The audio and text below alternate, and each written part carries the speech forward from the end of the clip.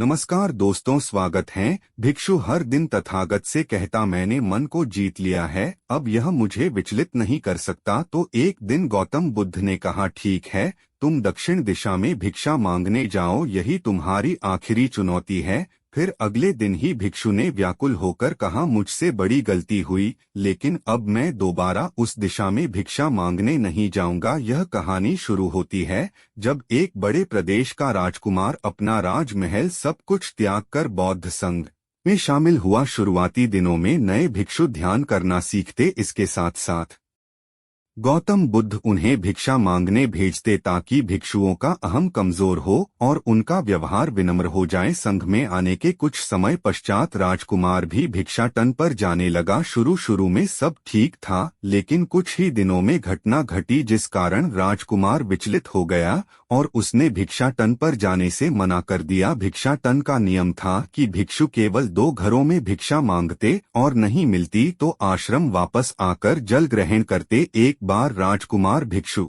नगर में भिक्षा मांगने निकला और दुस्सहयोग से भिक्षा नहीं मिली। शुरू में राजकुमार भिक्षु को निराशा हुई, लेकिन कुछ ही पलों में उसका मन शांत हो गया, जैसे कुछ हुआ ही ना हो। बिना प्रयास के आज भिक्षु बड़ा प्रसन्न था। उसने लौटकर गौतम बुद्ध से कहा, आज मुझे भिक्षा प्राप्त नहीं हुई, लेकिन मेरा मन शांत है, ना किसी विचार ने मुझे परेशान किया। गौतम बुद्ध भिक्षु की सारी भावनाएं समझ रहे थे। तथागत ने कहा, अच्छी बात है, अब तुम कल महल की तरफ भिक्षा मांगने जाना। भिक्षु ने आज्ञा का पालन किया और अगले दिन भिक्षा मांगने निकल गया। कुछ देर बाद जब भिक्षु महल के आगे से गुजरा तो उसे अपना महल याद आ गया कि कैसे वह ऐशो आराम का जीवन जीता था। भिक्षु ने सोचा, महल में खाने को स्वादिष्ट पकवान मिलते और सेवा करने को कई नौकर होते और सभी प्रकार के सुख मिलते। ऐसा सोचते सोचते भिक्षु के मन में इच्छा हुई कि आज बढ़िया भोजन मिल जाए। तभी भिक्षु सचेत हो गया कि यह सब अतीत की स्मृतियां हैं और मैं केवल इन्हें देख रहा हूँ। पुरानी यादों के ताज़ा होने से मन में कुछ इच्छाएं प्रकट हो रही हैं, यह भी मैं केवल देख रहा हूँ। अगर मैं इन शारीरिक इच्छाओं को पूरी करने की लालसा रखूं तो मैं मन की शांत और यह जागृत अवस्था खो दूंगा। भिक्षु ने महसूस किया कि जब जब हम स्वयं को 2 कदम आगे ले जाते हैं, चेतना का स्तर ऊपर उठाते हैं, तब तब मन इस प्रकार के खेल खेलता है।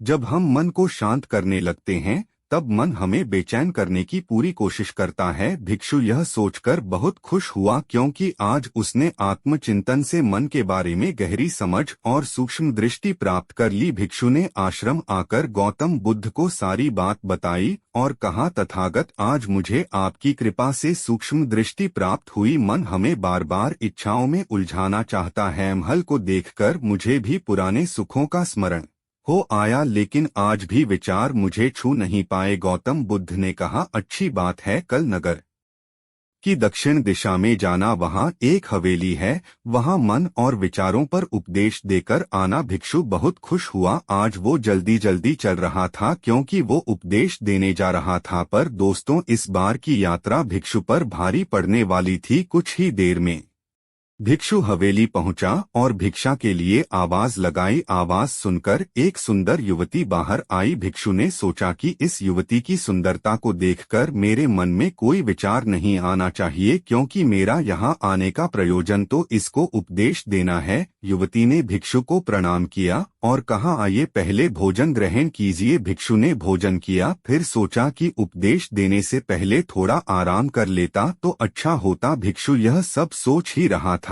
इसी बीच युवती ने कहा, श्रीमान, आपने अभी अभी अन्न ग्रहण किया है, अब थोड़ा आराम कर लीजिए, फिर उपदेश शुरू करना। यह सुनते ही भिक्षु सतर्क हो गया। जो योजना वह मन में बना रहा था, यह महिला वह सब बिन बताए करती जा रही थी। भिक्षु ने सोचा, यह सब संयोग है, यहाँ लोग भोजन के बाद आराम करते होंगे। फिर भिक्षु आराम करने लेट गया और विचार करने लगा कि महिला कितनी समझदार है और इसकी सुंदरता बेजोड़ है। अगर मैं राजकुमार होता तो ऐसी ही स्त्री के साथ विवाह करता। भिक्षु के मन में ऐसे ही कुछ विचार चल रहे थे। इतने में युवती फिर से आई और बोली, अगर आप राजकुमार होते तो मुझे उपदेश कैसे रते। भिक्षु जी, आप तो मुझे उपदेश देने आए थे ना। युवती का इतना कहते ही भिक्षु को स्पष्ट हो गया कि युवती तो मन पढ़ सकती है। भिक्षु घबरा गया और हाथ जोड़कर पूछा, क्या आप मेरा मन पढ़ सकती हैं? युवती ने कहा, क्षमा कीजिए, ध्यान करते करते मेरा मन शांत हो गया है, इसलिए बड़ी आसानी से मुझे दूसरों के विचार अपने आप महसूस हो जाते हैं, उनकी भावनाएं समझ आ जाती हैं।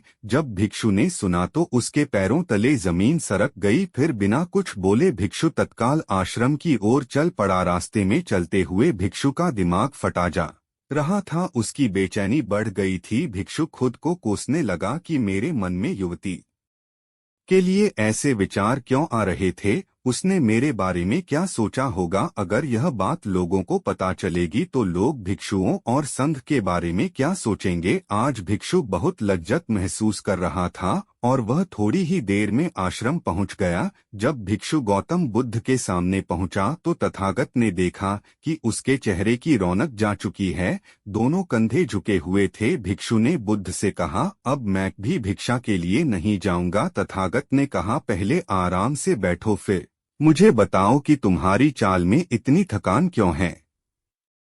आज तुम्हारे चेहरे पर तेज की जगह गलाने की भावना क्यों है? भिक्षु ने सारी बात बताई और कहा, मैं सब कुछ जानते हुए भी महिला की सुंदरता के बारे में और अन्य चीजों के बारे में सोच रहा था। मैं मन से पूरी तरह हार गया। अब मैं कभी उस दिशा में नहीं जा पाऊंगा। मैंने बौद्ध संघ का भारी अपमान किया है। गौतम बुद्ध ने कहा, सबसे पहली बात, परेशानी को बढ़ा चढ़ाकर मत सोचो। अगर कुछ बुरा हो जाए तो एकदम से यह मत सोचो कि सब खत्म हो गया। बिना सोचे निष्कर्ष पर मत जाओ। दूसरी बात, ध्यान दो कि कहीं तुम नकारात्मक विचारों के साथ अतिशयोक्ति करने वाले शब्दों का प्रयोग तो नहीं कर रहे, जैसे मैं हमेशा हारता हूँ, जीवन में कुछ नहीं बचा, मैं मन से पूरी तरह हार गया, मेरे साथ कोई नहीं है।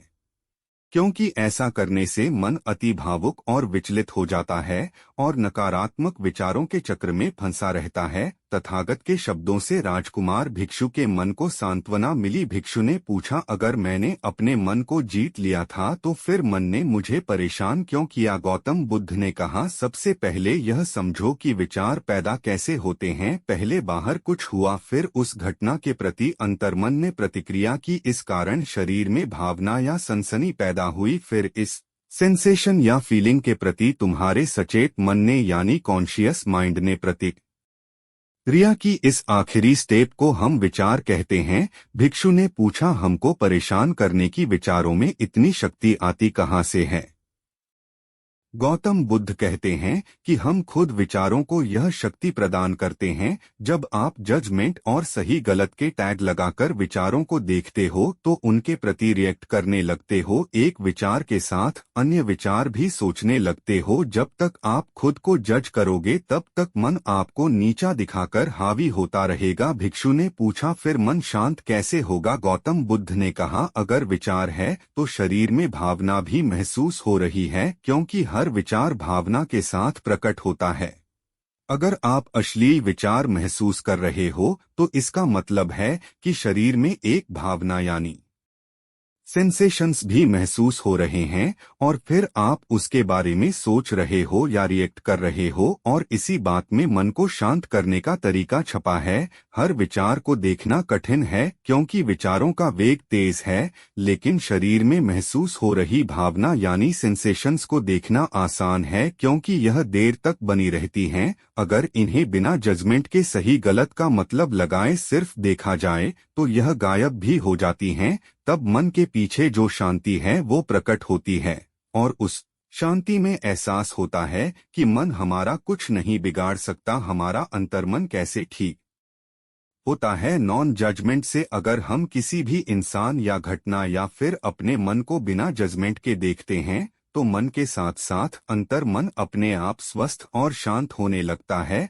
अगर तुमने मात्र यह देखा होता कि इस औरत के प्रति विचार केवल मेरे अंतर्मन के रिएक्शन के कारण है और यह मैं केवल देख रहा हूँ, मन में बहुत कुछ चल रहा है लेकिन मैं सांस के प्रति सचेत हूँ, मैं शरीर में होने वाली प्रतिक्रिया को देख रहा हूँ, तब भी तुम सचेत होकर दृष्टा भाव में लौट आते। मन के पीछे जो शांति है वह हमारी सबसे बड़ी ताकत है। हम बड़ी आसानी से विचारों को शांत कर सकते हैं और एक दिन यह जान सकते हैं कि किसी भी प्रकार का विचार चिंता असल में इस शांति को पार नहीं कर सकता। हम हमेशा विचारों से अछूते हैं।